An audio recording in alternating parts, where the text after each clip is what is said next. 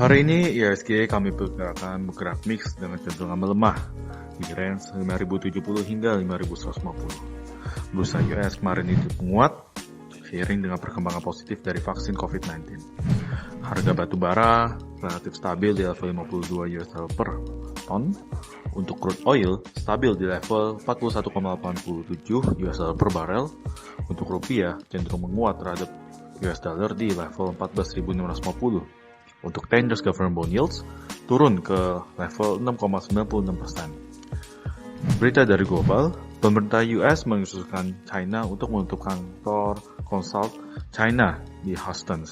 Sementara itu, Korea Selatan mencatatkan pertumbuhan ekonomi second Q20 turun 3,7% Q-on-Q.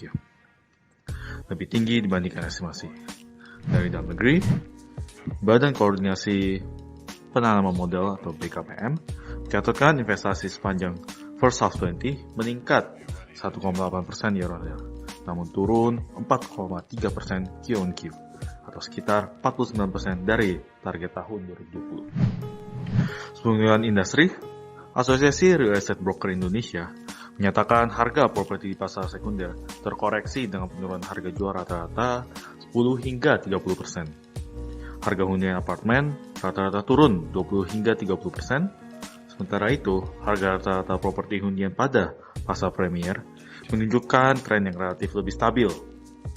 Sehubungan dengan emiten, MNC Vision Networks mencatatkan pendapatan naik jadi 1,73 triliun atau plus 11,6% year-on-year dengan laba bersih yang diatribusikan ke pemilik entitas menjadi 105,29 miliar rupiah atau naik 324% year-on-year. Untuk stock recommendation, kami masih tetap menyukai saham-saham perbankan ya, di mana saham-saham perbankan ini akan mendapatkan impact yang cukup positif dari stimulus-stimulus pemerintah yang menyebabkan cost of fund mereka menjadi lebih kecil ya, akibat dari meningkatnya likuiditas dari perbankan.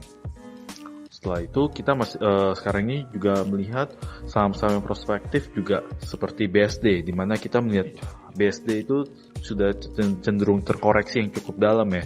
Jadi kita melihat bahwa BSD ini kita bisa buy on weakness ya.